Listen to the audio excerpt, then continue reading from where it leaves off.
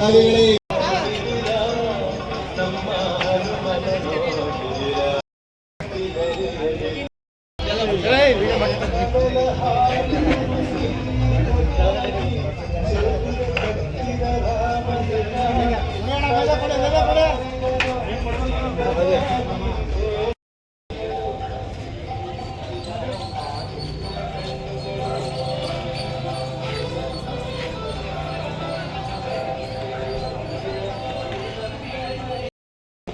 ನಿಂತ್ಕೊಳ್ಳಿ ಎಷ್ಟು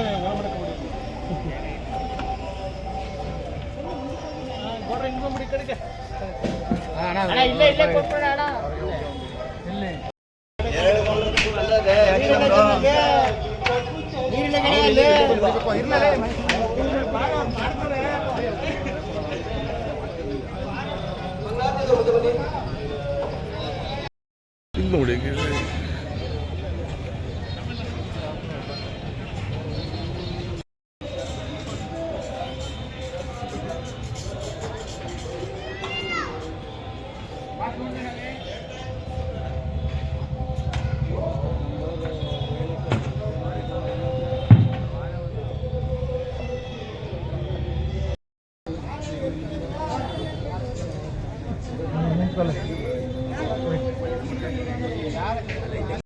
भ्यो नमो नमः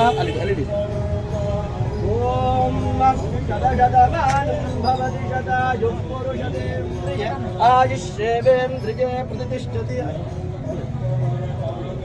इंतिरगा ಮುಂದೆ ಚೇಳ್ತೇನೆ ಚೇಳ ಓಕೆ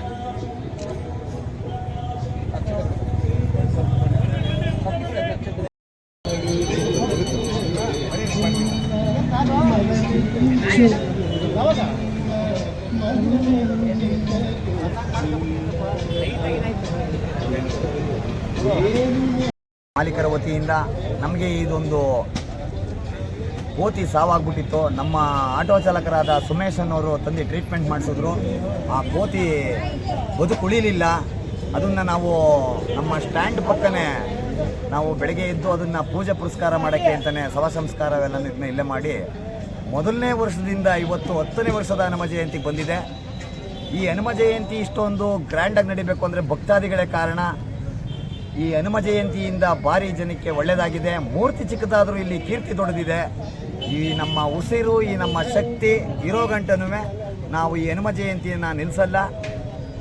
ಈ ಪ್ರಸಾದ ವಿನಿಯೋಗನ ನಾವು ಯಾವುದೇ ಕಾರಣಕ್ಕೂ ನಿಲ್ಲಿಸಲ್ಲ. ಭಕ್ತಾದಿಗಳ ಒಡನಾಟದಲ್ಲಿ ನಾವು ಈ ದೇವಸ್ಥಾನನ ಮುಂದುವರಿಸ್ಕೊಂಡು ಹೋಗ್ತೀವಿ. ಮೊದಲನೇ ವರ್ಷ ಪ್ರಸಾದ ಮಾಡಿಸಿದಾಗ ಸಿಂಪಲ್ಲಾಗಿ ಮಾಡಿಸ್ತೋ, 2ನೇ ವರ್ಷ ಡಬಲ್ ಮಾಡಿಸ್ತೋ, ಹಂಗೆ ಹಂತವಾಗಿ ಇವತ್ತು 10ನೇ ವರ್ಷದ ಹನುಮ ಜಯಂತಿ ಪ್ರಸಾದ ವಿನಿಯೋಗ ನಡೀತಾ ಇದೆ. 4 ಗಂಟೆನೂ ನಾವು ಬೆಳಗ್ಗೆ 11 ಗಂಟೆಯಿಂದ ಪ್ರಸಾದ ವಿನಿಯೋಗ ಮಾಡ್ತೀವಿ. ಪ್ರತಿಯೊಬ್ಬ ಭಕ್ತಾದಿಗಳಿಗೂ ಪ್ರಸಾದ ಏನೇನು ಕೊಡ್ತೀರಾ? ಪ್ರಸಾದ ನಾವು ಬಾತು, ಅವರೆಕಾಳು ಕೂಟು, ಮೊಸರನ್ನ, ಕೇಸರಿ ಬಾತು, ಸಜ್ಜಿಗೆ ಪ್ರಸಾದವನ್ನು ಮಾಡಿಸಿ ಭಕ್ತಾದಿಗಳಿಗೆ ತೃಪ್ತಿಪಡಿಸ್ತೀವಿ.